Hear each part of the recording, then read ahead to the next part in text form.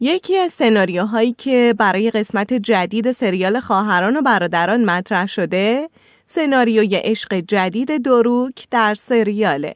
بر طبق این سناریو اعلام شده که قراره در فصل جدید مثلث عشقی بین دروک، آسیه و یاسمین به پایان برسه و شاهد یه مثلث عشقی جدید باشیم. ظاهراً درگیری‌های یاسمین با آسیه بر سر دروک جذابیت و کارایی خودشو در سریال از دست داده و سازندگان سریال قصد دارن به این دعوا و کشمکش‌های بین این سه نفر پایان بدن. اونطور که اعلام شده احتمالاً یاسمین در فصل جدید یا از سریال خارج میشه و کار خودشو در سریال به پایان میرسونه و یا اینکه با تولگا وارد رابطه شده و دست از سر دروک برمی‌داره. با کنار رفتن یاسمین قرار کاراکتر جدیدی وارد سریال بشه که تبدیل به رقیب عشقی آسیه بشه.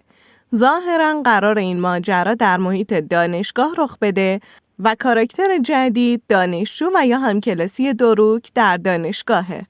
با ورود این کاراکتر جدید، عشق آسیه و دروک بازم به خطر افتاده و شاهد کشمکش‌ها و اختلافات جدید بین آسیه و دروک خواهیم بود.